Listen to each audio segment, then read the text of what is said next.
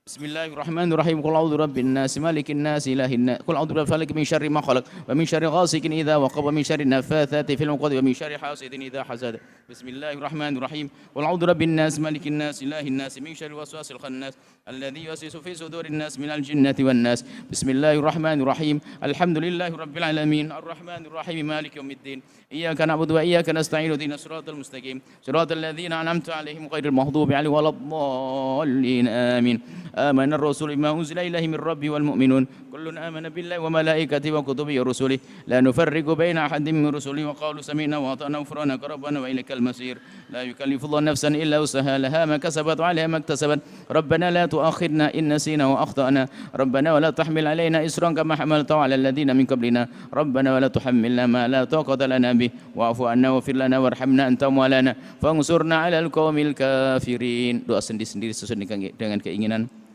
dengan bahasa apapun yang kita mengerti, sungguh Allah Maha Tahu.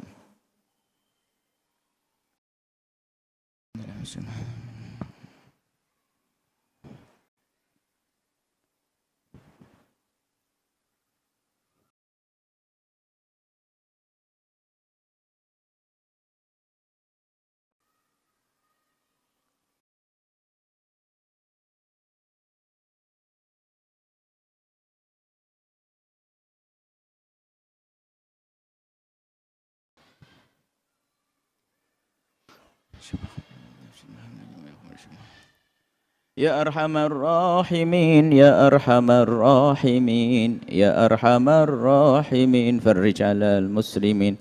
Ya Arhamar Rahimin, Ya Arhamar Rahimin, Ya Arhamar Rahimin, farrij alal muslimin. Ya Arhamar Rahimin, Ya Arhamar Rahimin, Arhamar Rahimin, farrij alal muslimin. Asataqabul berakatil Fatihah.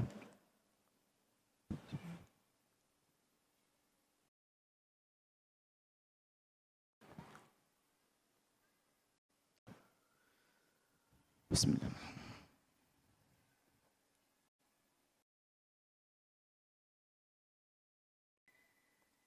Assalamualaikum warahmatullahi wabarakatuh.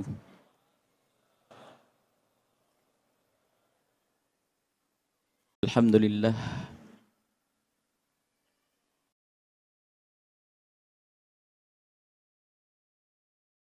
Alhamdulillahilladzi akrama man syaa min ibadihi bil khuluqil hasan.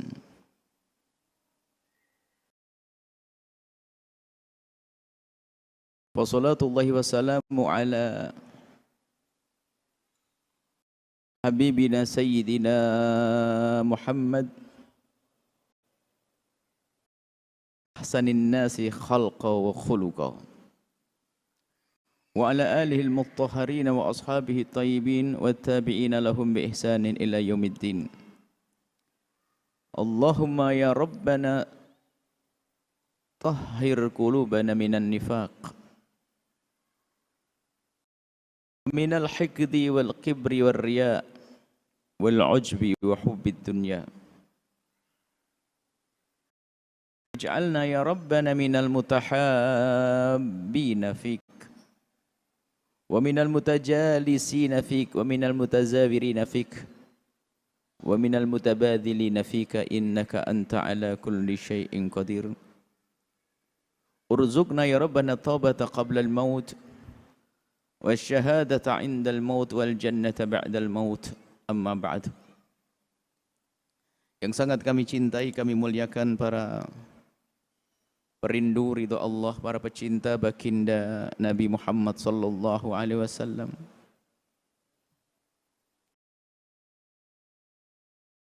Baginda Nabi Muhammad mengingatkan kepada kita bahwa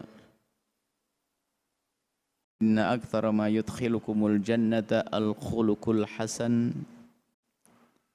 Ada satu hal yang sangat banyak menghantarkan hamba-hamba ke surga, yaitu akhlak yang baik. Karena akhlak yang baik itu akan menjadikan orang di kiri kanannya juga ikut baik. Karena biarpun penjahat kelas berat, senang dengan orang berakhlak yang baik. Kalau sudah akhlak jelek, biarpun penjahat juga tidak senang dengan akhlak jelek. Baginda Nabi dihadirkan oleh Allah liutammima makarimal akhlak, untuk menyempurnakan akhlak. Pada dasarnya akhlak itu ada, biarpun sebelum adanya agama. Artinya apa?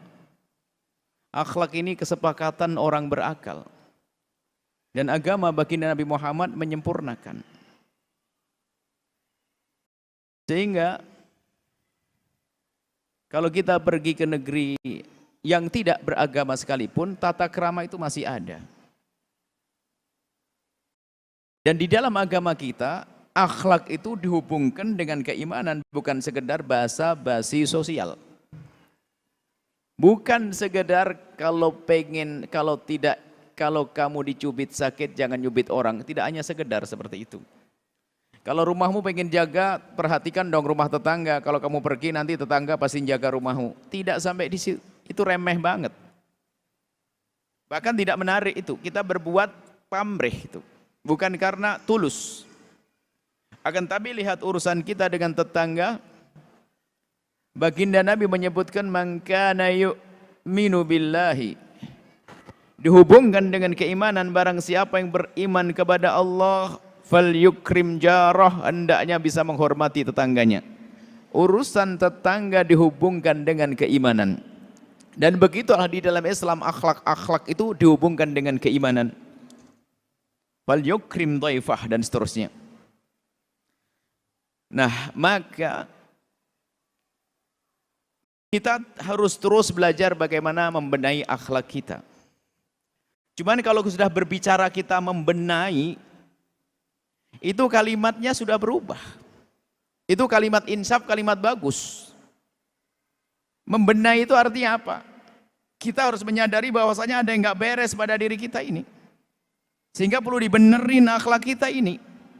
Yang nggak sadar nggak bisa bener. Maka yang kami hadirkan dalam silsilah Majlis Al-Bahjah, dimulai dari mana waktu itu, Batam, dari Pekanbaru, Blitar, Tulungagung, Bogor, dan di sini adalah silsilah tadi. Untuk mengetahui penyakit kita, kekurangan kita sebagai modal untuk kita berbenah. Malam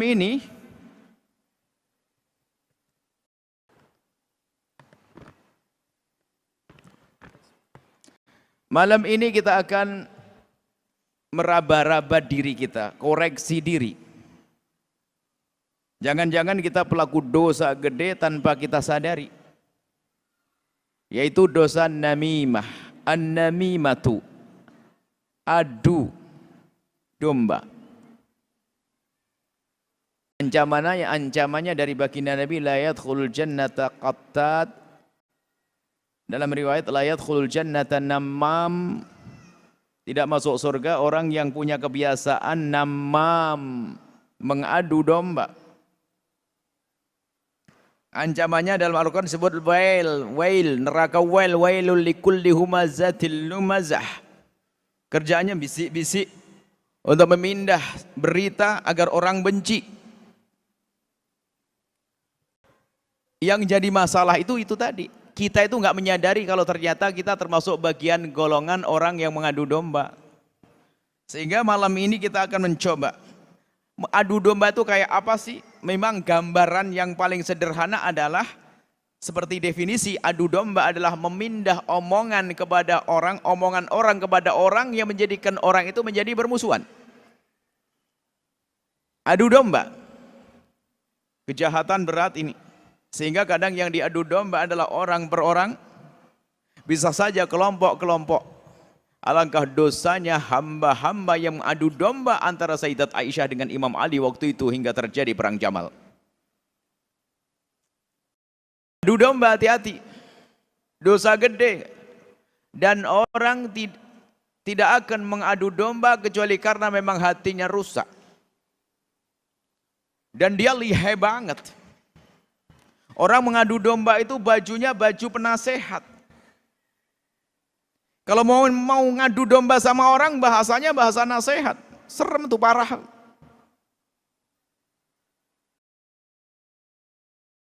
Bahasanya bahasa kebaikan. Bahkan kadang sumpah demi Allah ini karena aku perhatian kepadamu loh ya. Aku sangat sayang kepadamu, mohon maaf saya ingatkan. Aku dengar kamu sering berkumpul dengan dia. Memangnya kenapa? Sudahlah. Bahasanya sederhana. Aku yang punya kartunya. Aku yang memegang kartunya. Kalimat memegang kartunya kan maknanya kan luas banget. Diam-diam benci itu orang. Makanya kita tidak perlu membicarakan. Kita harus sekarang sudah mulai, harus berani memulai agar kita memilih apa kalimat yang akan kita ucapkan. Kalau yang kita ucapkan bakal menjadikan orang salah paham lalu menjadi tidak senang kepada seseorang atau kepada kelompok atau kepada lembaga atau kepada sebuah perkumpulan, maka jangan lakukan.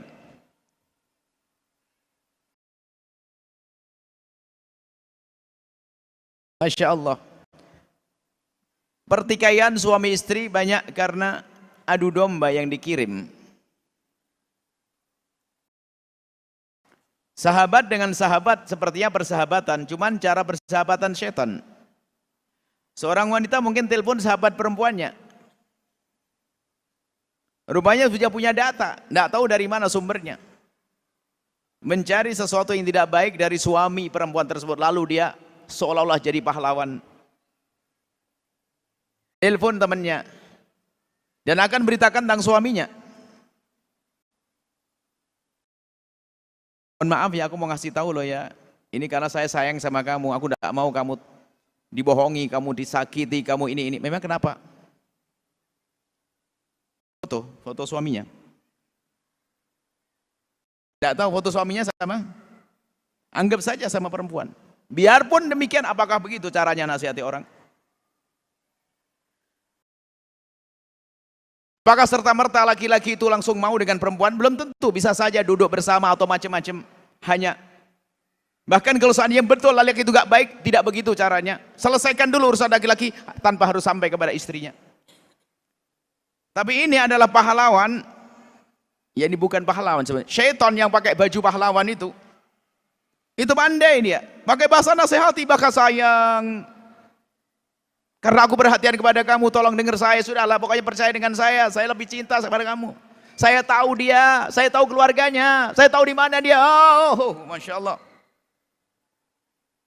Kalau Anda merasa seperti itu, tobat. Kalau tidak, Anda akan hancur di akhirat nanti.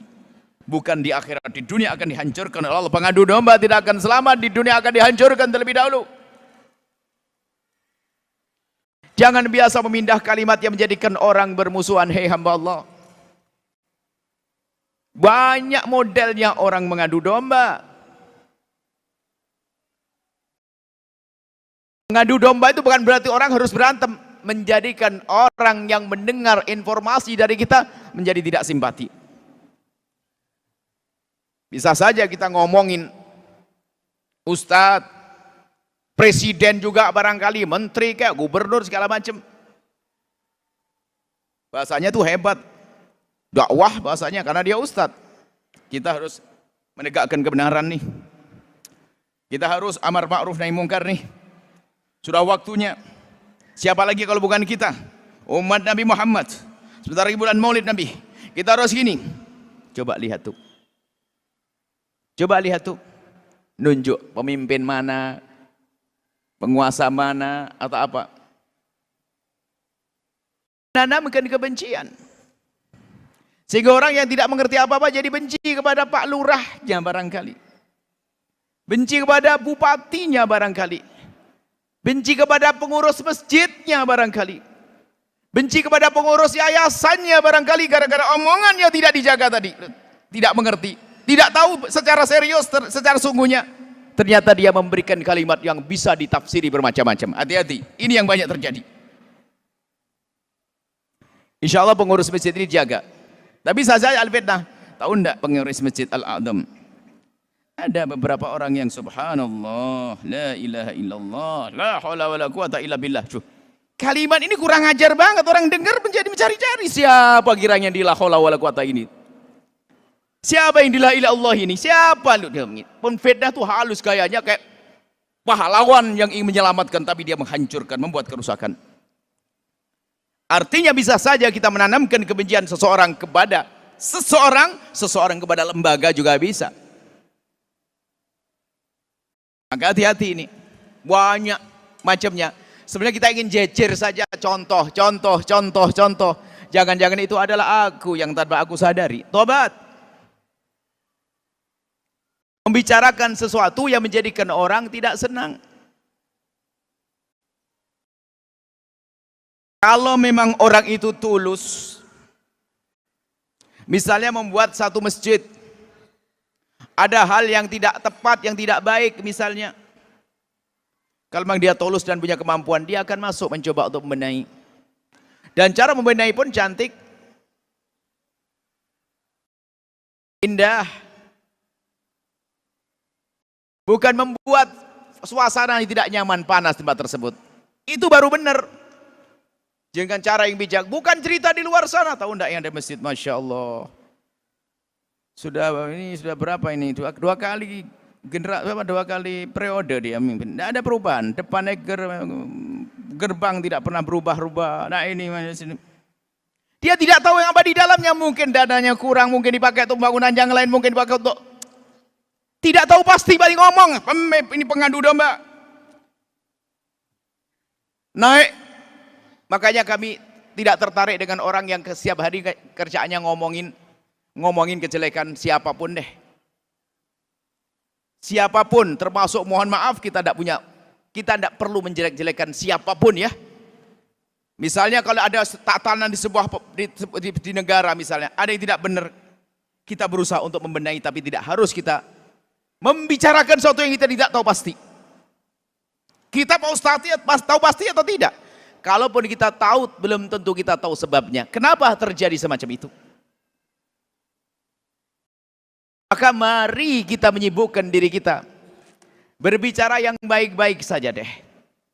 Membicarakan kebaikan itu penting banget. Sudah itu saja. Tapi kadang watak orang ngadu domba. Sehingga namanya watak itu luar biasa. Mengadu domba itu karena sudah lihai dia. Dan dia menikmati dia. Ngadu domba itu menikmati banget. Dia senang ke sana ngomong ke sini. Kalau bahasa kita kan berkepala dua. Kepala dua serem. Ular kepala satu aja serem, apalagi dua. Ngomong di sana begini, hanya tadi kepentingan dirinya sendiri untuk cari senang. Sengsara. Dia orang fasik. Kabair, melakukan dosa gede. Dia pendusta. Dan orang kalau sudah biasa mengadu domba itu sebetulnya karena di hatinya penuh dengan kedengkian. Penuh dengan kebencian. Ada dendam tersembunyi di dalam hatinya. Sehingga maunya menghancurkan orang. Ada dengki, tidak senang kalau ada orang senang. Ada aja. Bahkan kadang sampai berdusta. Berdusta demi mengadu domba. Masya Allah. Jadi yang perlu sebenarnya adu domba itu kalau hukumannya sangat jelas, well neraka, ancaman. Tapi yang penting ternyata menyadari. Anda diajak ngomong sama seseorang yang orang itu menyebut tentang kejelekan seseorang. Di depan sahabatnya. Menyebut kesalahan seseorang di depan sahabatnya. Dan Anda tahu kalau orang itu tidak melakukan kesalahan, Anda diam saja. Anda termasuk golongan mengadu domba kok. Contoh. A'udzubillah. Satu orang berbicara dengan sahabatnya. Di situ ada orang lain yang dengar. Anda orang yang keempat, ada 4 orang. Si A ngomong dengan si B tentang si Z yang ada di sana. A ngomong ke B tentang si Z, ketidakbaikan si Z. A cerita ke B. C denger. Anda ini orang E, orang lain dengar, padahal Anda tahu bahasanya ini bohong. Anda tahu ini omong ini nggak benar, ini fitnah ini. Lah kok Anda diem? Diamnya Anda itu seperti ngegongin dalam bahasa gamelan tuh. Iya, kayak begitu. Anda diam, apalagi Anda punya posisi, Anda orang yang Anda kok diam, tidak membela, Anda menanamkan kebencian pada orang C yang dengar tadi. Kalau Anda mengerti, enggak begitu ya akhi. Saya yang lebih tahu tentang keadaan itu. Saya yang tahu. Gimana sebenarnya? Mungkin kamu tidak tahu, saya tahu. Nah gitu. Jangan Anda diam dong. Ini sering terjadi permusuhan gara-gara ada orang yang tahu kebenaran tapi diam. Orang ngadu domba, orang ngomongin kejelekan, gunjing. Tahu enggak kamu orang itu? Astagfirullah. Dia ngambil duit masjid, dia ngambil duit yayasan, dia ngambil duit. Dia enggak punya data dia. Enggak punya bukti dia. Bahkan mungkin dia juga mendapatkan ilmu ini sanadnya dari pengadu domba juga, sama kasusnya. Dan dia akan tularkan kepada pengadu domba lain, terus disebarkan ke sana kemari, sehingga orang menjadi benci pada orang tersebut. Pada orang tersebut belum tentu melakukan kejadian tersebut, belum tentu melakukan kesalahan tersebut. Alangkah besarnya dosa orang ini. Memberi informasi yang salah. Asal memberikan informasi, hati-hati. Menjadikan orang benci, intinya gitu loh, menjadikan orang tidak simpati. Kalau misalnya diizinkan dalam Islam itu, kita menyebut kekurangan seseorang di dalam urusan misalnya pernikahan. Itu pun tidak boleh royal banget. Misalnya ada seseorang bertanya kepada Anda, Bang, mau minta pendapat nih. Saya dengar Pak Haji itu punya anak perempuan ya. Gimana anak perempuan itu? Lihat. Anda kalau tidak tahu jangan sok tahu. Ya, bilang saya tidak tahu. Yang repot begini. Oh itu. Benar nih, sudah yakin kamu tahu. Memang nggak ada orang lain lagi? Wah, serem banget. Bahasanya halus banget. Memang kenapa? Ya sedikit banyak paling saya cukup tahu deh. Cuman lah, sudah enggak usah dibahas, enggak usah. Enggak usah. Ngomong enggak usah itu, narik omongan itu adalah menanamkan benih-benih prasangka buruk yang banyak pada orang tersebut. Ayo, siapa yang seperti itu, biasa seperti itu. Ayo tobat. Tapi dalam Islam mengatakan saya tidak tahu. Kalau bertanya lagi, Anda tahu? Saya tahu dia. Kalau tahu, Anda tahu. Kalau tahu pastikan Anda tahu kebaikannya. Dia baik dari sisi, dia baik. Yang dia suka ke masjid, sebutkan kebaikannya dulu. Jangan biasa nyebut kejelekannya. Baru kalau dia tahu, tanya tentang satu demi satu, baru boleh kita jawab. Kerjanya gimana dia? Maksudnya kerjaan gimana? Kerja di mana? Oh ya, baru tahu. Oh, dia kerja di sini. Sampai di situ saja. Nggak usah bertanya. Tapi dikerja di situ ya Masya Allah, isunya ramai banget tuh. Nggak tahu kemarin itu ada 2 masuk penjara. Ini gaya ahli orang pengadu domba itu pinter banget, lihai banget. Ingat, kalau ada orang memindahkan berita buruk kepada Anda, ketahuilah bahwasanya nanti pada gilirannya berita buruk Anda pun akan dipindah kepada orang lain. Memang dia penjahat. Anda rugi kalau biasa duduk orang mengadu domba. Biasanya kelompok besar nih, hati-hati. Sehingga menjadi peperangan antara kelompok dengan kelompok, munculnya orang ngadu domba. Setiap berkumpul bicarakan kejelekan. Kejelekan kelompok tersebut, pesantren tersebut, masjid tersebut, ini bahaya banget. Baik, kita kembali kepada yang kecil dulu deh, jangan yang gede-gede. Antara orang per orang. Kakak adik bermusuhan. Kakak adik bermusuhan gara-gara adu domba. Tapi orang hebat tuh gak bisa diadu domba. Ini kebalikannya ya, kita akan sampaikan bahwasanya yang penting kita hati-hati, jangan suka kita mengadu domba. Kalau kita ingin mengungkapkan sesuatu kepada seseorang, pastikan bahwasanya itu tidak menjadi sebab orang bermusuhan. Lah kalau kita masih luput, nggak sengaja, ya nyerempet-nyerempet, yang namanya manusia kita. Berusaha untuk waspada dalam berbicara, hati-hati dalam berbicara, pun pada akhirnya kok menjadikan orang bermusuhan. Yang penting tidak kita sengaja dan kita sudah berhati-hati, sudah cukup itu. Yang repot adalah kita ngomong ceplas-ceplos, apalagi sambil berdusta. Data nggak jelas, dikamuflase, digedekan, tidak dirinci, menjadi fitnah ya. Contoh kecil tapi jadi gede. Oh, di masjid itu kayaknya nggak aman loh ya. Ditambah, katanya nggak aman. Ngaruh apa-apa hilang, ini tambahan. Saya naruh jam hilang. Padahal di situ nggak ada siapa-siapa loh ya. Nggak ada siapa-siapa. Ada pengurus ini semuanya, tapi nggak ada siapa-siapa. Ngembang itu nanti. Apa yang dipahami orang? Pengurusnya adalah melakukan kejahatan. Orang itu dengan perasaan ini, setan tuh pintar banget untuk menjadikan orang berusuhan itu. Intinya waspadalah. Sampai ulama mencontohkan tuh sampai begitu banyak contoh tuh model-model mengadu domba. Dan orang punya adu domba tuh satu sifat, sampai dikisahkan ya. Budak itu kalau punya sifat mengadu domba itu harganya jatuh. Budak yang dijual belikan itu karena punya sifat ngadu domba, maka harganya jatuh. Sebab membahayakan, orang mengadu domba itu membahayakan. Ini cerita ini adalah fiksi kali ya. Bukan cerita sesungguhnya. Tapi kita bayangkan, ya begitulah model mengadu domba. Akhirnya suatu orang, sudahlah karena budak itu kayaknya kerjanya bagus. Biarlah saya beli deh, biar kerja. Dikasih tahu sama penjualnya, Pak, tapi dia punya penyakit satu. Apa itu? Suka ngadu domba. Alah gampang lah ngadu domba. Bisa saya atasi. Diambillah, dibelilah itu budak. Akal adu dombanya muncul.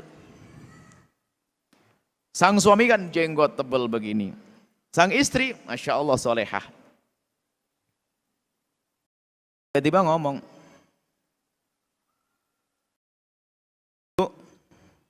Bapak ini kayaknya sudah mulai ada senang dengan orang nih. Bener, ya sudahlah Bu. Kayaknya senang sama orang sudah. Lihat aja Bu, lihat. Sering sisiran, sering ini kalau mau keluar. Padahal dari kemarin tuh biasa sisiran ini, masa keluar ada pakai sisiran. Cuman sudah dikasih ilustrasi yang serem begitu. Lihat. Akhirnya diperhatikan sama istri. Bener juga ya. Padahal kemarin juga sisiran, masa jenggotan tidak sisiran yang biasa. Cuman gara-gara dia omongin sama budaknya, jadi kepikiran. Betul juga. Akhirnya duduk sama sang bapaknya. Pak, Bapak kalau pergi, Bapak perhatikan enggak ibu itu? Ibu itu kayaknya lagi seneng sama orang, Pak. Yang benar. Saya merasakan saya yang di rumah, Bapak kan tidak di rumah. Saya kan di rumah, saya yang lihat. Yang benar, iya. Terus upaya mengadu domba terus berkembang. Kata ibunya gimana? Budakku, gimana biar suamiku tuh nggak bisa dandan, pokoknya biar nggak diganggu oleh perempuan sampai di luar. Oh gampang Bu. Yang dibanggakan oleh suami ibu itu adalah jenggotnya. Dia paling bangga dengan jenggotnya begitu. Terus ibu cukur kalau lagi tidur jenggotnya. Oh gitu. Iya. Kalau bisa cukur dia nggak bisa bangga karena kayaknya perempuan yang seneng sama dia tuh paling seneng sama jenggotnya. Baik. Kemudian dia menghubungi bapak yang punya jenggot. Pak, apa? Hati-hati loh Pak, kayaknya ibu ini sudah makarnya sudah kuat banget nih kayaknya. Hati-hati Pak. Hati-hati gimana? Sepertinya sudah mengarah kepada hal yang membahayakan diri bapak. Maksudnya? Kayaknya istri bapak ini bisa-bisa sudah punya rencana pembunuhan. Yang benar. Saya yang melihat, saya yang dengar rencana itu. Gimana buktikannya? Sudahlah tenang Pak, coba nanti malam Bapak pura-pura tidur. Pura-pura tidur. Nanti pasti tahu apa yang akan dilakukan. Betul. Pura-pura tidur, nggak tidur. Tidak lama kemudian ada seorang perempuan yang datang. Istrinya membawa pisau kerok jenggot. Bayangkan, langsung ke arah lehernya pisaunya begitu. Bangun, bener kata budakku, dibunuh itu istrinya. Gara-gara istrinya dibunuh, langsung juga dikisos dia, matilah dua-duanya. Maksudnya apa? Ini kisah ini mungkin fiksi, tapi begitulah pengadu domba itu selalu punya kelihayan dalam mengadu domba. Maka jangan, nih sebab mengadu domba, sebab kita ngadu domba itu apa? Kita biasa membiarkan orang mengadu domba bersama kita. Makanya saya itu ada sebuah perkumpulan, kalau sudah ada orang tanda gaya omongannya itu provokatif, menjadi orang permusuhan, sudah lebih baik jangan banyak didengar, hati-hati. Hati-hati. Sebelum kita jauhkan, jangan jauh-jauh, jangan dekat-dekat. Hati-hati. Provokatif. Itu bahaya banget. Karena kita akan terpengaruh. Jadi, orang-orang yang punya kebiasaan mengadu domba ini, kalau kita sering mendengar, kita akan punya kebiasaan seperti itu juga. Nular itu penyakit. Dan menikmati, tadi kami sampaikan, nikmati. Naudzubillah. Hati-hati ya. Ngadu domba provokatif, kalau ngomong nggak by data kalau bahasa sekarang gitu. Ini langsung saja ngomong begini, menjadikan orang prasangka buruk kemana-mana. Bahaya. Baik. Jadi jangan biarkan orang biasa ngadu domba di sekitar Anda. Tutup mulutnya. Misalnya ngomongin kejelekan seseorang, Pak, stop. Karena ngadu domba itu adalah di samping jahat, mengadu domba, ngunjing juga. Maka kalau Anda membiarkan penggunjing hidup bersama Anda punya hobi gunjing pada akhirnya. Dan sebetulnya menggunjing itu juga mengadu domba pada akhirnya. Karena apa? Naudzubillah, orang menggunjing itu membicarakan tentang kejelekan seseorang dan Anda mendengar tidak senang. Anda mendengar tidak senang. Menjadi tidak senang dengan orang tersebut karena apa? Anda mendengar tentang kejelekan orang tersebut. Baik, ini saja masalah mengadu domba. Cuman bagaimana jika kita hidup di tengah-tengah pengadu domba? Kita harus punya ilmu kebal. Orang hebat nggak bisa diadu domba. Kalau dalam dunia persilatan, pendekar yang bisa diadu domba itu pendekar yang matangnya karena jemuran. Belum waktunya jadi pendekar kok jadi pendekar. Ustadz mudah diadu domba, jangan jadi ustadz. Ini kita ini ilmu ini kelihatannya harus kita hadirkan. Itu ya untuk kita waspada agar kita hati-hati. Tapi di saat kita berurusan dengan orang dulu, lihat YouTube ngadu domba. Kelihatan memang harus kejar orang mengadu domba itu. Ustadz ini diadu dengan ustadz ini. Omongan ustadz ini gak ada masalah, cuma tiba-tiba dijejer.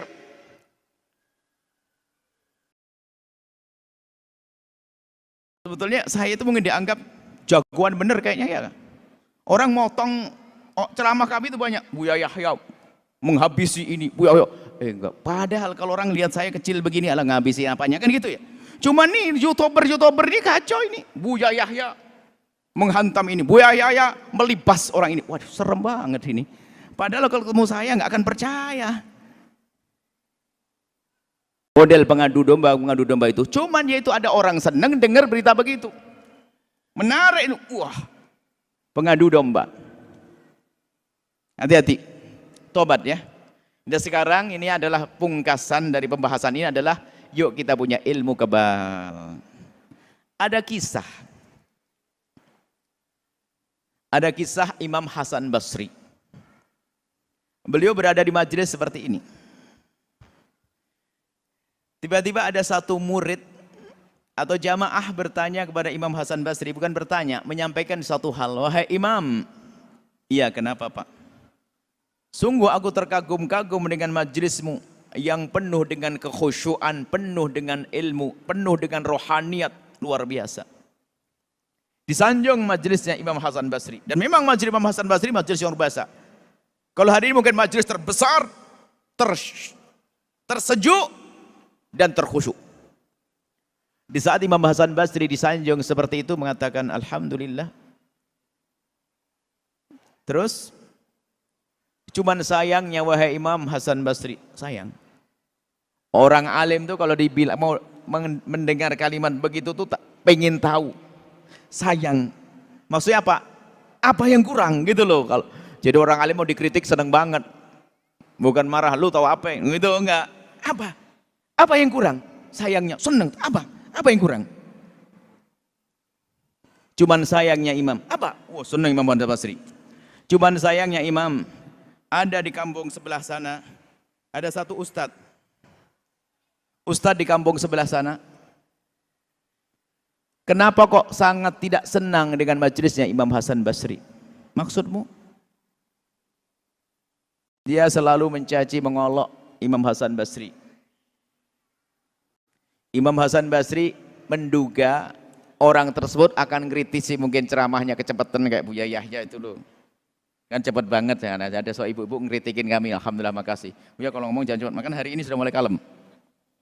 Karena ini hari ini agak pelan-pelan, biasa kayak orang mau kemana gitu aja sudah. Baik. Nah Imam Hasan Basri bukan dikritik dia. Rupanya sang orang ini bercerita, ada ustadz di kampung sebelah ini biasa ngomongin Imam Hasan Basri. Mendengar ungkapan seperti itu, Imam Hasan Basri menarik nafas panjang. Lalu berkata, wahai tamuku, ini ada murid-muridku. Kalau sampai kamu bohong, di sini nggak boleh ada orang bohong. Kalau kamu sampai bohong, kamu bisa dipukul sama anak buahku, anak murid-muridku. Dibilang begitu, dia spontan mengatakan, demi Allah saya tidak bohong wahai Imam. Yang saya omongan benar. Kalau hari ini mungkin, ini loh saya video Imam. Kalau hari ini. Ada fotonya nih mungkin kalau hari ini. Waktu itu bersumpah demi Allah Imam saya tidak berbohong, yang saya omongkan benar. Baik, pokoknya kalau sampai terbukti kamu bohong, maka kamu akan dipukul sama murid-muridku. Demi Allah Imam saya tidak berbohong. Baik. Jika ternyata omonganmu itu benar, berarti kamu telah mengadu domba antara aku dengan ustadz itu dan kau pun harus dicambuk. Kau pilih mana saat ini? Bingung dia. Bohong dicambuk. Benar dicambuk. Lalu Imam Hasan Basri marah. Keluarkan orang ini dari tempat ini. Dia akan mengadu domba antara aku dengan ustadz itu. Aku selama ini tidak pernah punya benci dengan ustadz itu. Gara-gara ini aku bisa benci. Keluarkan orang ini dari tempat ini. Wah, orang cerdas itu. Ustadz hari ini dengan informasi, Ustadz ada yang komentar di YouTube nggak enak. Mana? Astagfirullah. Mana? Wah, siapa yang komentar? Dikejar. Udah deh sih. Kok sensi banget sih Ustadz? Ustadz ada yang ngomong, katanya ngomong majelis apaan? Majelis. Siapa yang ngomong? Siapa? Alah. Majelisnya gede apa sih majelisnya? Oh, jadi gede majelis. Siapa Ustadz itu? Ya Allah, saya tahu dia. Ya, hasud. Padahal di sini juga hasud. Hasudnya itu mulainya tuh hasud. Padahal dia sendiri juga hasud sebenarnya. Allah. Tapi kalau Imam Hasan Basri di saat mendengar berita yang bakal merusak hatinya dimarahi orang. Makanya kami pun juga tidak senang kalau suatu kita ada pertanyaan, Buya, bagaimana menurut Buya tentang ustadz ini yang begini-begini? Wah ini ngajari saya perang nih ya. Mengajari saya musuhan, saya tidak biasa begitu. Kalau membicarakan tentang masalah ilmiah, oke. Buya gimana kalau seandainya ada masalah begini, ustadz begini, lain cerita. Tapi kalau nyebut nama orang itu repot ini. Kalau masalah permasalahan kan tidak hanya terjadi pada ustadz itu, bisa yang lainnya, permasalahannya terjadi. Itu yang kita jawab. Ngomongin artis kadang-kadang, saya itu jarang ketemu artis. Kalau saya salah ngomong, minta maaf saya bagaimana? Ayo, kalau saya komentar artis, Buya menurut jangan. Gimana saya bisa ketemu? Dia tidak mencari saya dan saya juga tidak mencari dia. Kan repot. Kapan ketemu? Saya ngomong salah lagi. Wah, masuk neraka saya. Jadi itu tolong. Maka punya ilmu kebal. Artinya apa? Jangan percaya kepada orang yang membicarakan kejelekan orang kepada Anda yang menjadikan Anda tidak senang. Itu pasti iblis, biarpun dia pakai kerudung, biarpun pakai kopiah, imamah. Nggak boleh membicarakan kejelekan. Yang Anda paham, Anda bakal membenci. Anda harus marah, harus tegur itu semuanya. Biarpun sebetulnya kadang-kadang kalau sudah terlanjur keluar dari mulutnya, masuk ke telinga kita tuh membekas di hati. Bener toh astagfirullah. Bener toh. Biarpun ustadz katanya ustadz pasti ngomong pun, saya pun juga jangan dianggap saya bebas dari itu. Kalau ada orang ngomong kepengaruh saya. Mau manusia atau makanya jangan ngomong yang aneh-aneh dengan saya. Saya pengaruh, ya ini, kepengaruh dong. Memang saya malaikat, manusia biasa. Makanya lebih baik kita menghindar. Jangan banyak kumpul dengan orang yang suka ngomongin kejelekan orang. Kita banyak grup ustadz itu, ustadz sini, ustadz situ, ustadz situ. Makanya biasanya saya paling tidak komentar atau bahkan keluar kalau sudah di grup tersebut, Masya Allah, kayak grupnya malaikat, ngomongin kejelekan orang. Waduh, kacau ini, kayak grup malaikat. Saya bukan malaikat, mending saya keluar. Ya, ada grup ini bahasanya, astagfirullah, hari ini ada kejadian begini. Ada orang mengaktif begitu. Mau membangun kok merusak.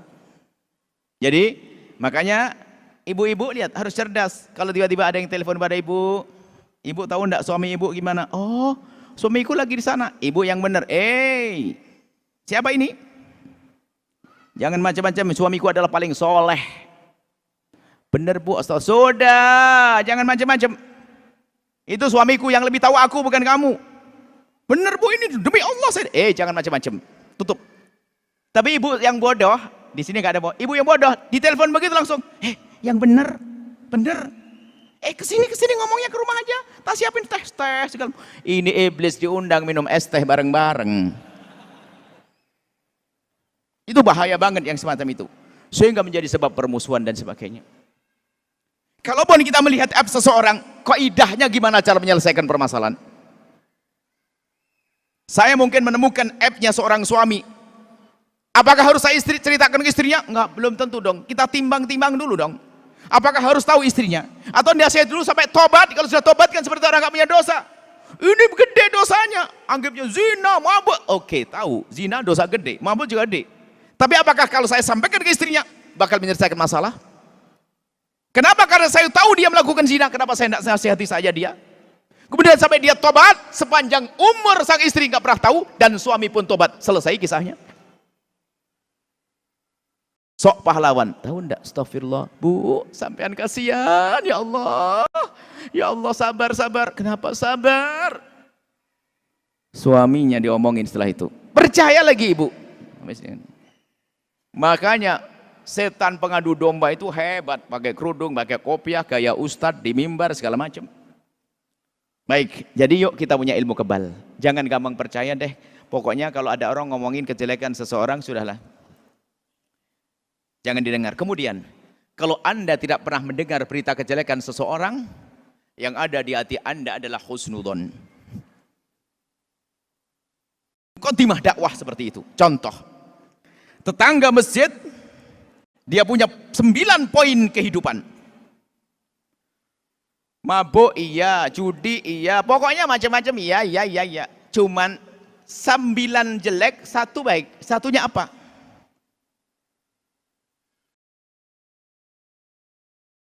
Suka ngirim air. Air pun hanya 1 kardus.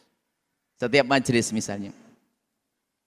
Kalau kita lagi ngobrol dengan orang, jangan disebut mabuk dan judinya. Katakan bahwasanya, itu siapa? Tetangga. Tetangga yang mana? Yang biasa ngirim air. Gitu aja. Jangan ngomong, tuh si mabuk. No. Yang ngirim air. Selesai. Semua jamaah mendengar, tetangga itu suka ngirim air ke sini. Atau yang setiap majelis gerbangnya dibuka untuk jamaah parkir. Yang baik saja kita sebutkan. Karena kita sebut kebaikannya, apa yang terjadi? Jamaah ini nanti kalau ketemu orang itu senyum atau cemburu kira-kira? Senyum, assalamualaikum begitu. Gara-gara senyum 5 kali pertemuan jadi sadar dia. Coba kita hati busuk. Astagfirullah, itu tetangga masjid. Mabuk iya, judi. Memang di sini mah enggak, di sana. Astagfirullah. Itu ngasih air pun paling hasil judi itu. Masih gitu. Ajib. Allah, memang pakai imamah itu ngomong gitu tuh.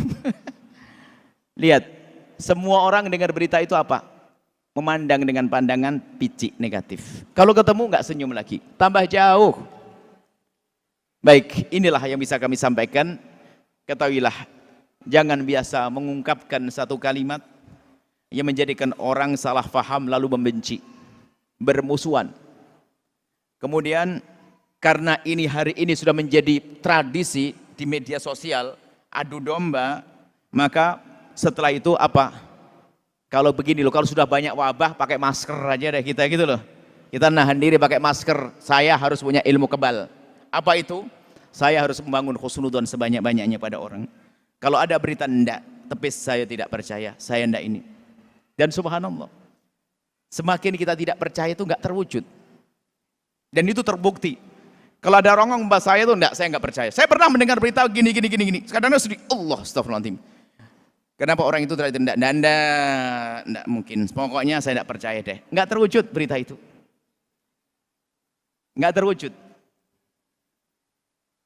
Tapi kalau sudah hati busuk, Ustadz ngiri, dengar berita kejelekan, kok berita itu enggak terjadi beneran? Doa, semoga bener deh, biar runtuh Ustadz, biar enggak terkenal lagi tuh Ustadz. Coba hasut lagi. Waduh, serem banget dunia hati ini. Kekotoran hati, lagi-lagi pengadu domba luar biasa. Baik, ini saja yang bisa kami sampaikan. Tolong ibu-ibu yang solehah, kalau ada berita yang negatif tentang saudara, tentang suami, awas. Itu iblis pakai kerudung. Wahai para bapak, jangan mau mendengar berita kejelekan tentang siapapun. Kalau memang babnya masalah amar ma'ruf nahi mungkar, pasti ada cirinya. Amar ma'ruf nahi mungkar. Cirinya apa? Anda memang bisa menyelesaikan masalah itu. Curhat kan masalahnya. Jadi kita pernah membahas tentang curhat itu gimana. Curhat itu biasanya adu domba loh ya.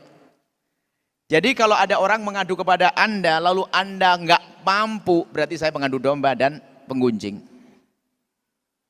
Tapi kalau Anda memang bisa menyelesaikan, berarti benar nih. Niat saya benar, Anda memang bisa menyelesaikan, berarti benar. Itu pun tidak boleh diobral banyak.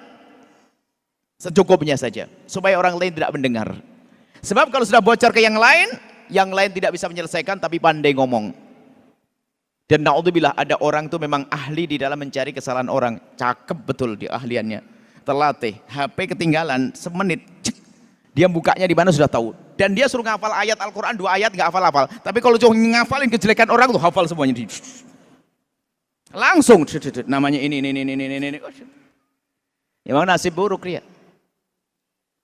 Orang busuk. Semoga Allah membersihkan hati kita. Hati-hati insya Allah, jangan masuk adu domba. Di media sosial Anda jangan komentar yang menjadikan orang bermusuhan.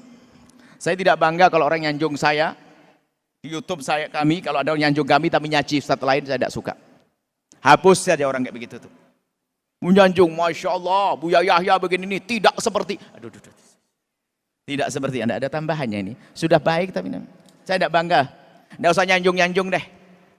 Kita pengen disanjung oleh Allah. Nyanjung injak orang lain. Memang saya didik, saya tidak mengajari begitu kok. Ada dibanding-banding begitu. Masya Allah itu bahaya banget.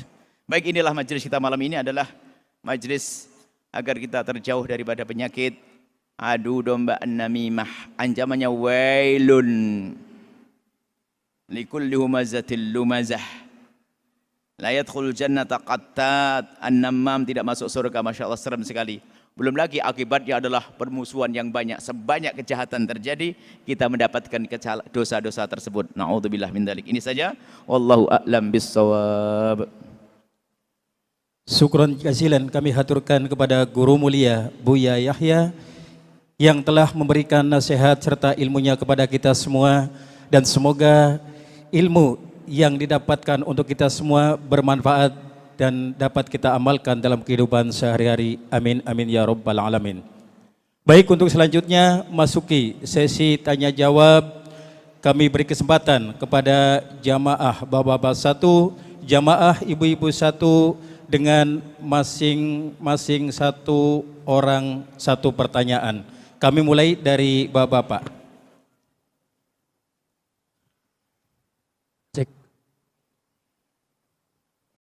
Bismillahirrahmanirrahim. Yang saya hormati Abu Yahya, alhamdulillah bisa tatap muka. Alhamdulillah. Saya selaku boleh bilang di kampung itu sebagai kepala keluarga dan juga sebagai RT, RW juga sana. Sebagai? Sering banyak dengar keluhan-keluhan. Hah? Saya dari Masjid Midahul Jannah, Tanah Tinggi Tangerang. Masya Allah. Makasih. Jazakumullah. Masih banyak. Saya sangat mengidolakan Buya Yahya. Insya Allah berkah. Asal dari Palembang, Buya. Insya Allah, alhamdulillah. Jadi banyak warga yang suka curhat ke saya Salah satunya tadi yang namimah tadi dan juga suka gibah. Saya selalu tampung, benar apa yang kata ya Bu Yahya tadi. Saya tidak mau menyelesaikan suatu masalah itu kalau enggak kalian berdua datang ke sini. Dan alhamdulillah kalau emang dia berdua itu bisa selesaikan cara baik-baik dan alhamdulillah bisa jadi rukun lagi. Dan juga sampai bisa bercerai itu Bu ya.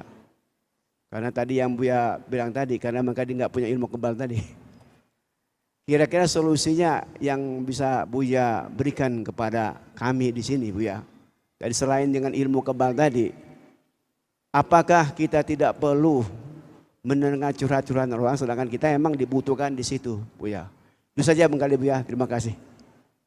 Assalamualaikum warahmatullahi wabarakatuh. Assalamualaikum warahmatullahi wabarakatuh. Ada sebagian orang yang karena mengambil tempat atau punya tugas di tempat tersebut, tempatnya mengadu hamba-hamba Allah, Ustadz, ketua majelis. Baik, kalau orang yang seperti ini misalnya, apakah tidak boleh jamaahnya misalnya curhat dan sebagainya ngadukan? Kita tidak mengatakan bahwasanya jangan ada orang curhat, tidak. Tetapi ukurlah diri sendiri. Jadi kalau orang datang kepada Anda sebagai ustadz, pemimpin majelis, tentu karena ada dasar husnudzon, insya Allah benar ya, karena tidak ngomong asal orang. Harapannya ada solusi, kan begitu. Itu sah. Misalnya orang punya permasalahan dalam rumah tangganya, dalam keluarganya, urusan waris dan sebagainya, lalu datang kepada Anda. Ya seolah-olah, Anda berarti itu kan menceritakan kejelekan keluarganya. Kan gitu loh. Kan pasti kalau ngomong rebutan waris, ngomongin jelekan keluarga, kan gitu. Nah ini beda. Datangnya kepada Anda ini bukan ingin menanamkan kebencian Anda kepada keluarganya, tidak. Ini kebaca yang demikian ini. Dan orang tersebut datang kepada Anda atas dasar husnudzon, Anda bisa menyelesaikan. Lalu bertanya kepada Anda, Pak Kiai, Ustadz, mohon maaf saya minta solusi ini. Apa? Aduh, rumah tangga saya, abah saya meninggal dunia kemarin, sampai hari ini warisan belum terselesaikan. Tolong Ustadz cari solusi. Oh enggak mengandung. Memang benar terjadi. Dan kepada Anda yang diduga bisa memberikan solusi. Tapi kalau saya ngomong kepada asal orang, tahu enggak? Ini Masya Allah, sudah 5 tahun enggak dibagi warisnya, enggak tahu ini.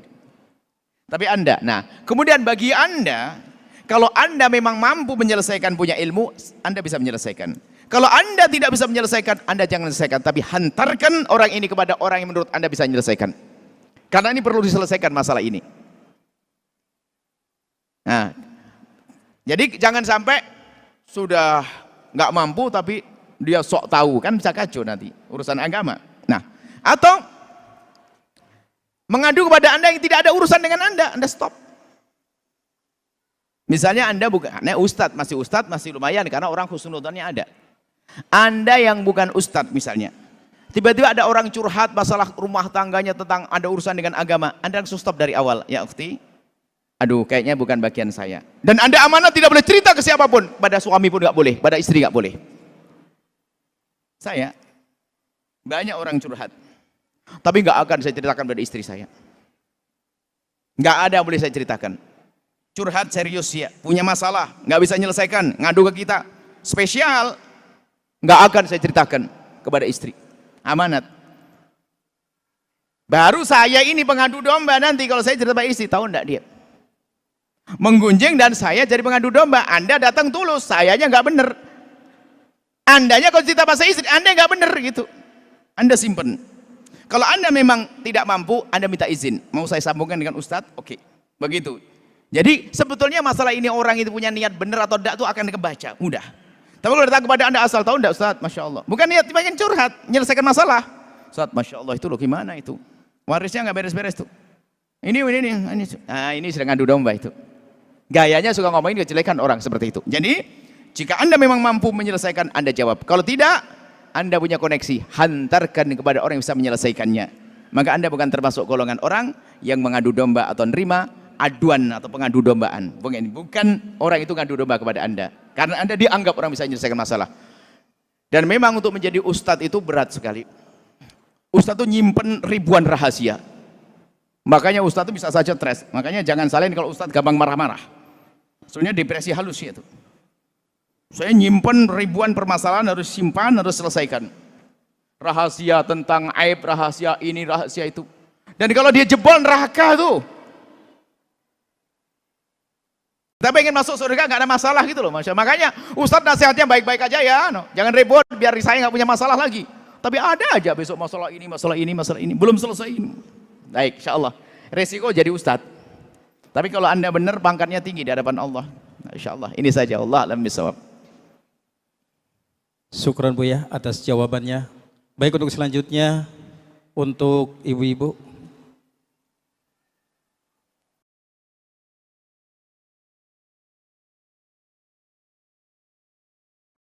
Ya, bismillah.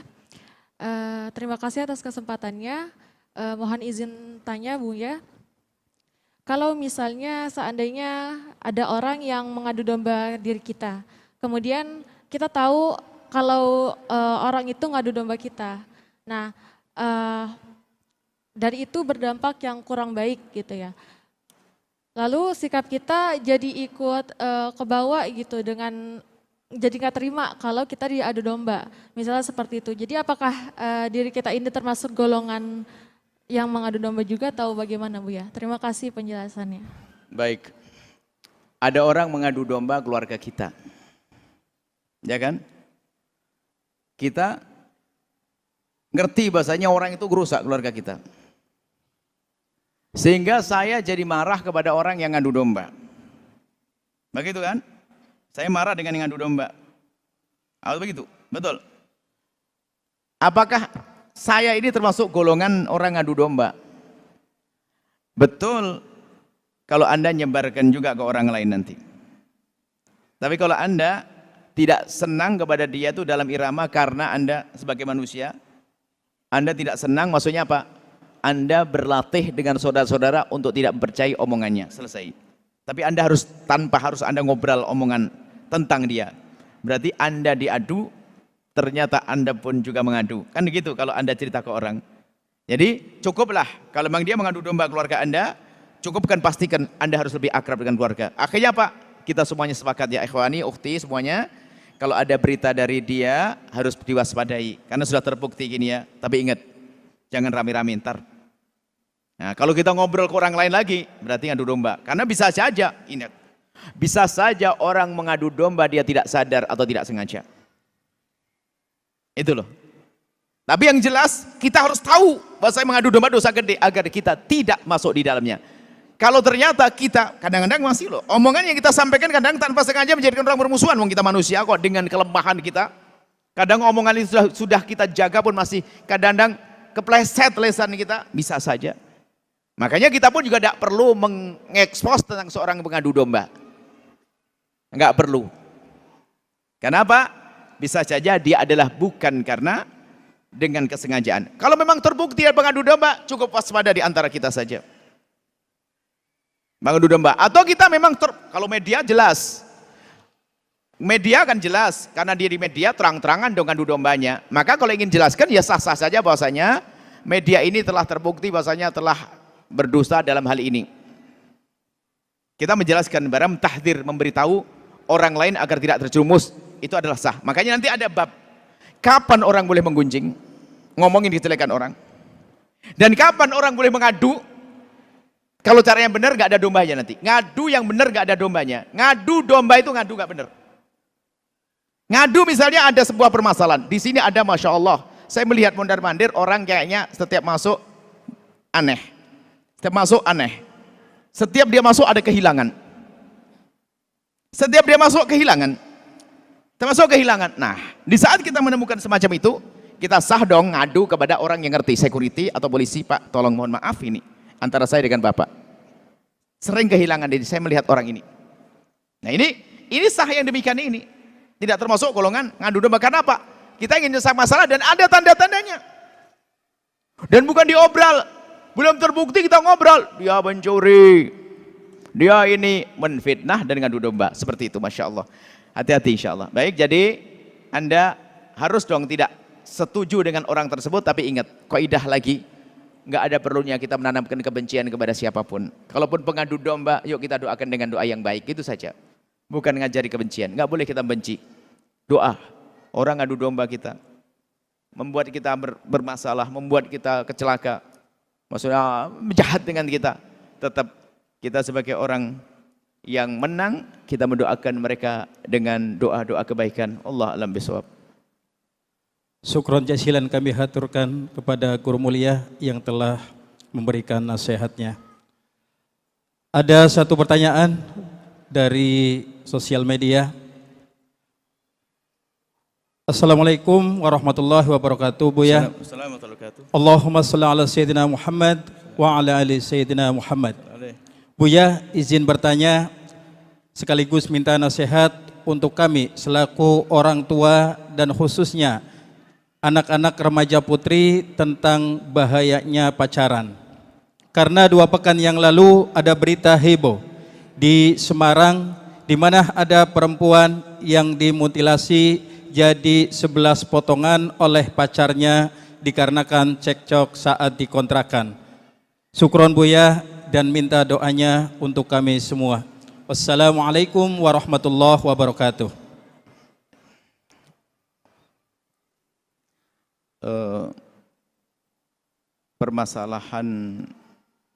Permasalahannya kan kompleks. Hari ini tidak seperti zaman waktu kami masih kecil. Waktu kita kecil, anggap saja yang seumur di atas kami. Anggap saja kami yang termuda di antara yang tua. Kami masih menemukan suasana aman. Nggak ada yang namanya handphone. Televisi pun nggak ada. Di kampung tuh yang punya hanya Pak Lurah. Itu pun acaranya aman-aman saja. Masih ingat Kolam Pencapir sama Ria Jenaka? Baik seperti itu. Apalagi gitu. Nggak ada yang aneh-aneh. Baik. Itu pun zaman itu hasilnya kita. Zaman itu hasilnya kita. Kita kayak begini, ini kualitasnya.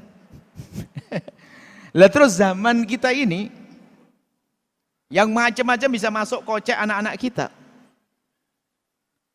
Kira-kira hasilnya apa nanti? Kalau kita tidak serius dalam mendidik anak kita di zaman ini.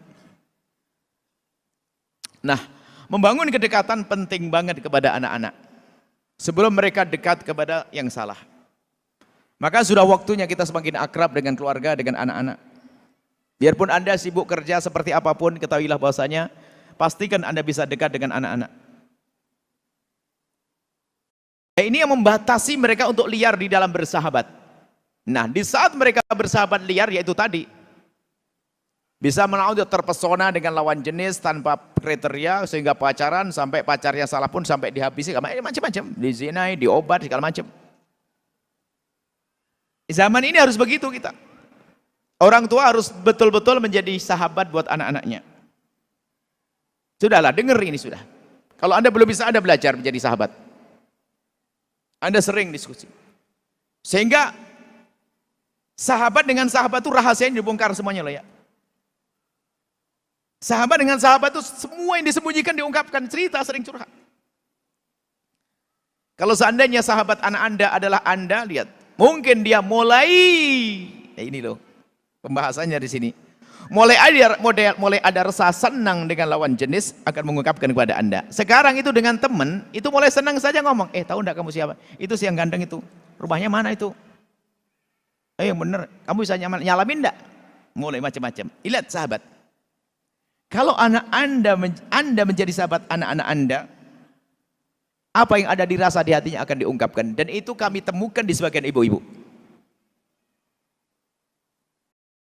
Anaknya sudah mulai senang dengan pasang lawan jenis. Nah ini loh, di sini mulai terarah. Sebab rasa cinta pasti tumbuh. Fitrah mereka untuk cenderung kepada lawan jenis, itu pasti ada. Nggak bisa kita pangkas, kamu tidak boleh senang lawan jenis. Masuk lagi senang lawan sejenis juga masalah juga kan? Nggak bisa. Tapi Anda harus pandai menjadi sahabat. Ini himbauan kami adalah bagaimana orang tua punya waktu yang cukup untuk diskusi kepada anak-anaknya. Termasuk di saat anak sudah menjelang akil balik, mulailah Anda berbicara tentang masa depan pasangan. Nggak ada masalah sayang, nanti kalau punya suami diskusi.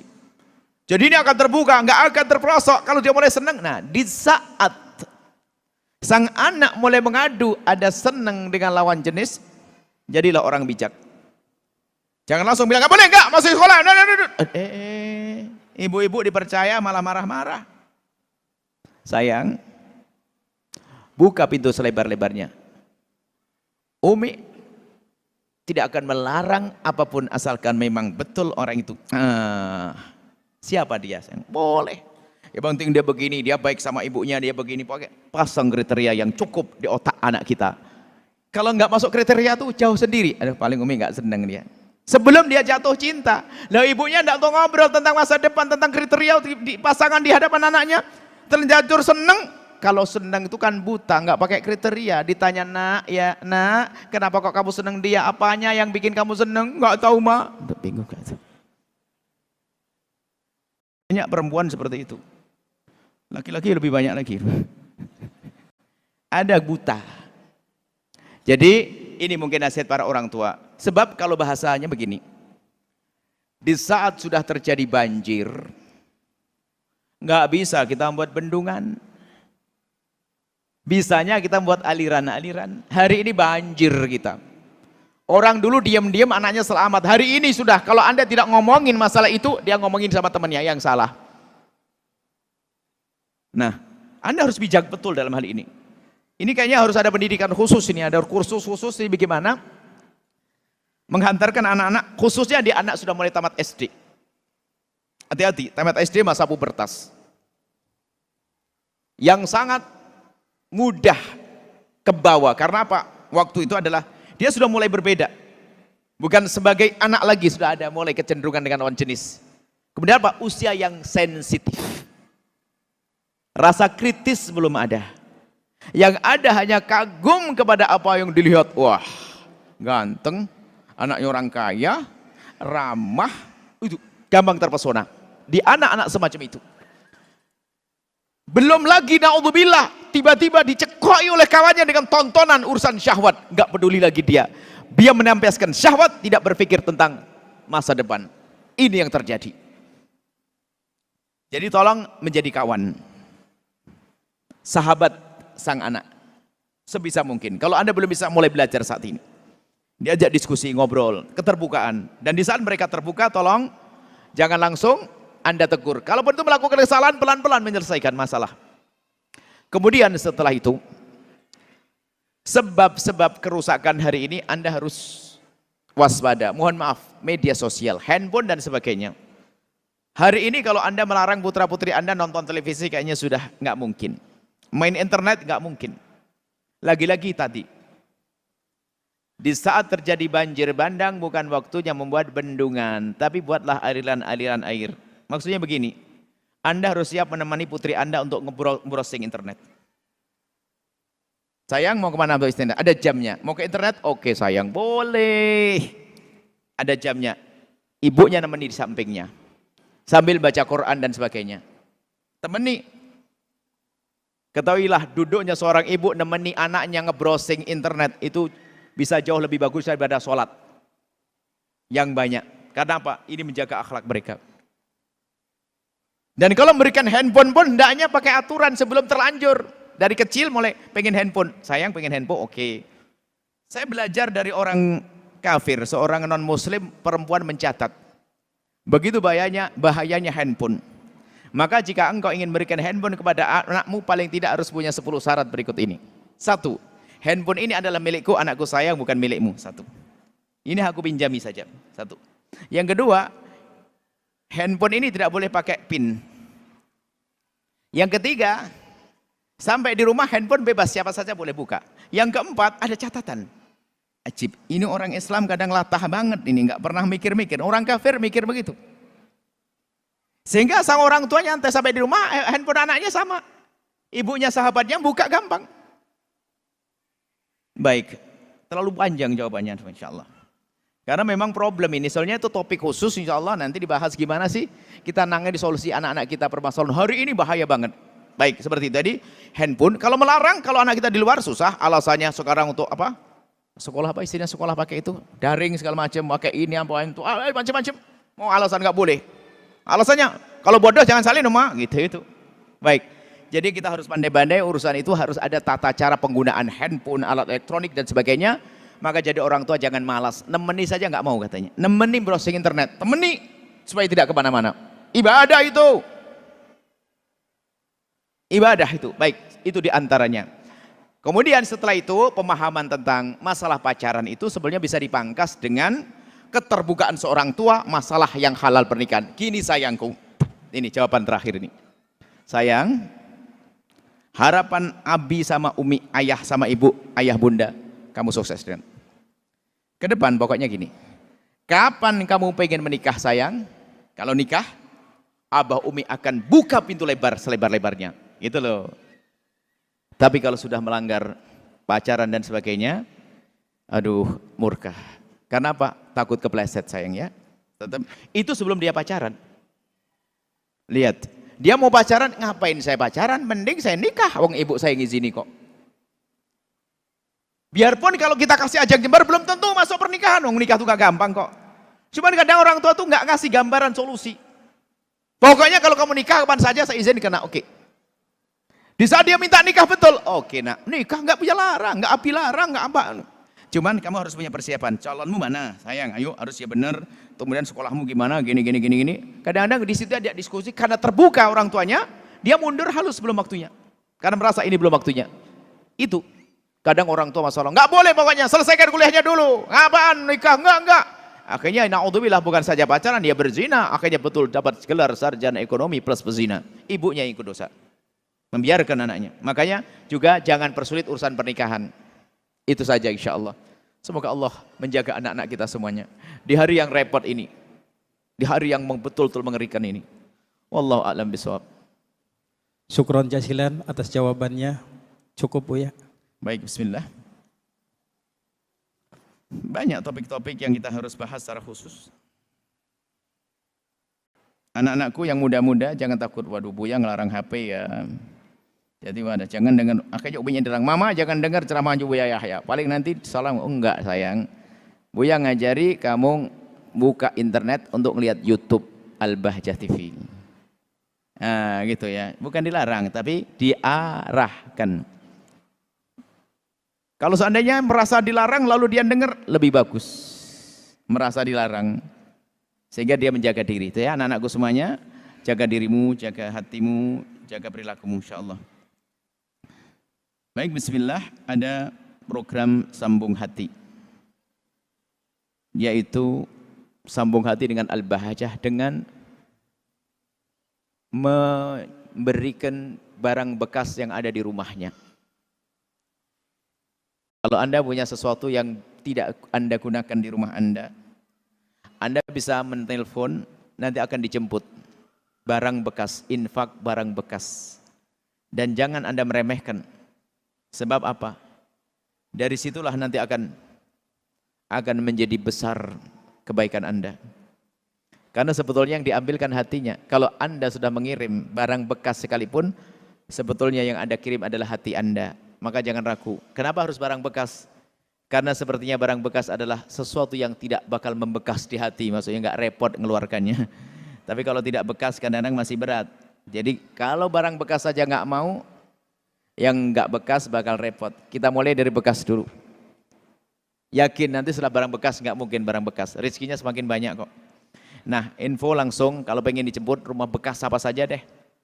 Info ke nomor telepon berikut ini 0812 8206 2400. Kami ulang 0812 820 62400.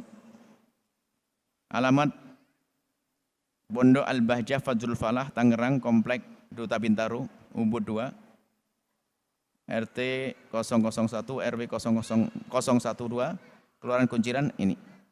Masya Allah, ini ada, maksudnya apa ini jumlah disebutkan santri ini, maksudnya operasional.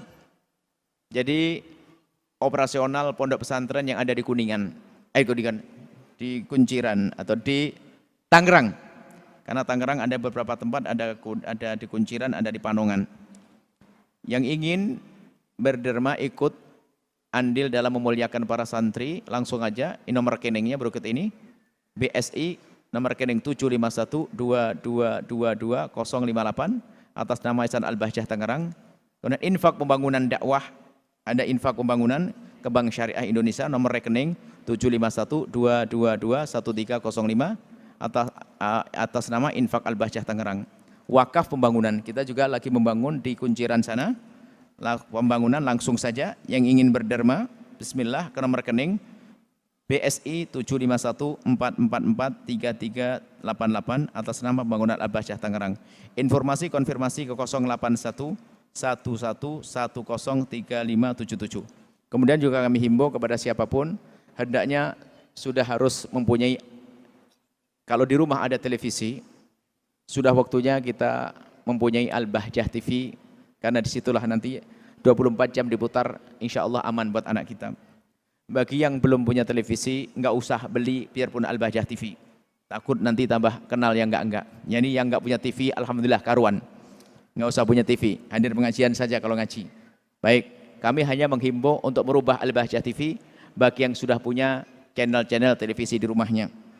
Kemudian juga bagi yang biasa melihat di YouTube, kalau pengen ceramah yang asli, maksudnya yang belum dipotong atau belum dibumbui yang macam-macam, langsung saja ke aslinya di channel Al-Bahjah TV atau Buya Yahya, atau milik Umi ada Umi Fairuz Ar-Rahbini. Kemudian juga hiburan buat anak-anak kita, ibu-ibu yang punya anak-anak pengen menghafal nasyid-nasyid yang membangun jiwa akhlak, langsung saja ke AB Kreatif atau Al-Bahjah Kreatif, AB Voice. Nanti ada lagu-lagu anak-anak kecil banyak. Insya Allah anak-anak kita bakal hafal lagu-lagu yang ternyata di dalamnya adalah ada masalah-masalah akidah, masalah yang lainnya, fikih dan seterusnya. Baik, ini saja. Kemudian setelah ini kami ajak, kami akan tinggal di sini sebentar untuk diskusi bagi yang berminat. Al-Bahjah masih rindu mengembangkan program selanjutnya. Ingin ada pondok di mana-mana. Sebab kemaksiatan juga dibuat di mana-mana, maka pondok Al-Bahjah harus ada di mana-mana. Dan kami yakin di mana-mana ada pejuang yang Allah kirim. Maka kami seru nanti yang di dalam hatinya ada kemauan ingin tergerak untuk berjuang. Nanti kami di sini, kita ngobrol di sini, ngomong masalah perjuangan tok untuk menjadi orang kaya di akhirat. Mungkin Anda punya ide cemerlang, atau Anda punya tenaga, atau Anda punya lahan, atau punya bangunan, atau Anda punya apa, nanti di sini ngadunya. Ngobrol setelah ini, setelah doa. Untuk dakwah saja, untuk naik pangkat di hadapan Allah. Kami tunggu nanti insya Allah, putra, ibu-ibu, bapak-bapak sama. Karena tidak tahu ada orang, ya Allah, nenek saya punya peninggalan begini nganggur, nggak kepakai-pakai. Termasuk pesantren Al-Bahjah adalah banyak yang pondok sudah ada, tapi belum ada siswanya. Ada beberapa, seperti itu. Ada beberapa. Mari kita tutup doa. Bismillahirrahmanirrahim. Alhamdulillahirrahmanirrahim. Allahumma salli ala Sayyidina Muhammad wa ala Sayyidina Muhammad. Allahumma ya Allah, pandang kami dengan kasih sayang dan cinta darimu ya Allah. Berikan kepada kami segala kebaikan di dunia dan di akhirat. Ya Allah, jaga hati kami, jaga perilaku kami. Jauhkan hati kami dari benci, dengki, dendam, sombong kepada sesama kami. Ganti dengan kasih sayang dan cinta ya Allah. Jauhkan kami ya Allah dari mendengki ya Allah, dari mengadu domba ya Allah. Dan jadikan kami juru damai ya Allah, jangan kau jadikan kami pengadu domba. Jadikan kami juru damai di negeri ini ya Allah. Jauhkan kami dari fitnah dan menfitnah ya Allah. Berikan kepada kami kesadaran ya Allah atas kesalahan kami ya Allah. Jangan sampai kami punya kebiasaan buruk mengadu domba lalu kami tidak sadar. Kami mohon ingatkan kami dengan kasih sayang-Mu ya Allah. Ingatkan kami dengan kelembutan kasih sayang-Mu ya Allah. Sadarkan kami dengan kasih sayang-Mu ya Allah, agar kami tidak mengulangi kejahatan-kejahatan itu ya Allah. Dan kami mohon ya Allah, siapapun yang saat ini yang lagi berselisih, lagi bersengketa, lagi bermusuhan, kami mohon pertemukan hati mereka dalam cinta sehingga tidak lagi bermusuhan dan tidak lagi bersengketa ya Allah. Kami mohon wahai Zat yang Maha Mulia ya Allah, kami rindu kedamaian ya Allah, kami rindu keindahan ya Allah. Wujudkan keindahan dalam rumah tangga kami, ya Allah. Jadikan rumah tangga kami adalah suami istri yang saling mencintai karenamu, dengan anak yang soleh, solehah yang dibanggakan oleh kekasihmu Nabi Muhammad. Dan kami mohon, ya Allah, jika ada saat ini, ya Allah, ada hambamu yang sering cekcok dengan pasangannya, suami istri yang sering ribut, ya Allah, kami mohon lembutkan hati mereka saat ini, ya Allah. Berikan kesadaran, ya Allah, sehingga di esok hari menjadi penuh kasih, saling mengerti, ya Allah, saling mengabdi dan dengan keindahan, ya Allah. Jangan biarkan mereka terus larut dalam pertikaian itu, ya Allah. Kami mohon anak-anak kami, jaga mereka, jadikan anak-anak kami anak-anak ahli surga, ya Allah. Kami mohon, ya Allah, anak-anak kami, ya Allah, jadikan anak-anak ahli surga. Dan kami mohon, ya Allah, ampuni orang tua kami dan guru-guru kami, berikan kasih sayang-Mu kepada mereka, ya Allah. Ampuni mereka, ya Allah. Dan kami mohon, ya Allah, ya Allah, ya Allah, yang belum menikah, jaga kehormatan kemuliaan mereka. Mudahkan mereka kelak untuk mendapatkan pasangan orang-orang mulia yang Kau muliakan, yang menjadi sebab mereka mulia di dunia dan di akhirat. Ya Allah, wahai Zat yang Maha Kasih, ya Allah, berikan kepada semua yang telah berjuang di masjid ini, ya Allah, yang telah membangun masjid ini, berjuang di masjid ini, memakmurkan masjid ini, ya Allah, siapapun mereka, ya Allah, yang mendatangi masjid ini, berikan kepada mereka segala kebaikan di dunia dan di akhirat, ya Allah. Kami mohon, ya Allah, kirimkan kepada kami hamba-Mu yang tulus dan ikhlas ahli surga-Mu yang bisa berjuang bersama kami. Dan kami mohon, ya Allah, jadikan kami bersama mereka, ya Allah. Ya Allah, ya Allah, jika ada di antara mereka, ya Allah, ada hamba-Mu yang kami pernah menggunjing mereka, kami pernah menyebut, ya Allah, kekurangan mereka, kami mohon ampuni mereka, ampuni kami, ya Allah. Muliakan mereka, ya Allah. Dan jauhkan lisan kami dari menghinakan siapapun, ya Allah. Dan jadikan apa yang kami lakukan menjadikan orang-orang hamba-hamba-Mu saling mencintai, ya Allah. Yang kami mohon, yang sempit rezeki lapangkan dengan rezeki, yang halal penuh berkah, yang sakit sembuhkan, yang punya hutang mudahkan kami dalam membayar hutang kami semua, ya Allah. Jaga negeri ini, Allah. Jaga negeri ini, Allah. Jauhkan dari percekcokan, ya Allah. Siapapun yang saat ini ngurusi negeri ini, kami mohon berikan bimbingan dan hidayah-Mu, ya Allah. Berikan bimbingan dan hidayah-Mu, ya Allah. Berikan bimbingan dan hidayah-Mu kepada mereka dan kepada kami semua, ya Allah. Dan kami mohon, ya Allah, ya Allah, ya Allah, jauhkan kami dari melihat kekurangan hamba-hamba-Mu, ya Allah. Jauhkan kami dari melihat kekurangan hamba-hamba-Mu, ya Allah. Dan tutuplah kekurangan kami dari mata mereka, ya Allah. Tutuplah aib dan kekurangan kami dari mata mereka, ya Allah. Dan kami mohon buka aib kami di mata kami, agar kami sadar kekurangan kami. Dan mudahkan kami untuk berbenah, dan ampuni kami, ya Allah. Ampuni kami, ya Allah. Jauhkan kami, ya Allah, dari sebab-sebab kehinaan. Jauhkan kami dari makan riba. Jauhkan kami dari berjudi. Jauhkan kami, ya Allah, dari zina yang busuk dan Kau hinakan itu, ya Allah. Kami mohon, ya Allah, jauhkan kami dari zina yang busuk dan hina itu, ya Allah. Kami mohon, jika ada di antara kami ada hamba-Mu yang pernah terpleset dalam hina dan busuknya zina, kami mohon berikan kesadaran malam ini, bencikan kepada zina, ya Allah. Ampuni mereka dan tutup aib mereka di dunia, sehingga di dunia tidak terhinakan, dan tutup aib mereka kelak di akhirat, sehingga di akhirat tidak Kau hukum, ya Allah. Jauhkan kami dari zina di zaman ini, zaman mengerikan, ya Allah. Sebab bangkitnya syahwat kami ada di mana-mana, ya Allah, hari ini, ya Allah. Akan tapi kami yakin, ya Allah, siapapun yang sudah Kau lindungi tidak akan terjerumus, ya Allah. Lindungi kami, ya Allah. Lindungi kami, jaga kami, ya Allah, dan ampuni kami. Ampuni mata kami, ya Allah, yang sering melihat yang haram. Ampuni mata kami, ya Allah. Ampuni dosa kami, dosa yang itu, ya Allah. Dosa yang itu, ya Allah. Dosa yang itu, ya Allah. Ya Allah, Engkau Maha tahu tentang kesalahan kami. Ampuni, ampuni. Panjangkan umur kami dalam ketaatan serta sehat walafiat. Berikan kepada kami semua husnul khatimah, ya Allah. Husnul khatimah, mati dalam keadaan iman. Dan kami mohon, ya Allah, jadikanlah ucapan kami di akhir hayat kami kelak, saat Engkau hendak mencabut nyawa kami. Kami ingin saat itu, ya Allah, hati dan lidah kami mampu mengucapkan kalimat agung dan mulia, La ilaha illallah Muhammadur Rasulullah, La ilaha illallah Muhammadur Rasulullah, La ilaha illallah Muhammadur Rasulullah sallallahu alaihi wasallam. Rabbana atina fid dunya hasanah wa fil akhirati hasanah wa qina adzabannar. Wa sallallahu ala sayyidina Muhammadin wa ala alihi washabbihi wasallam. Alhamdulillahi rabbil alamin. Al-Fatihah.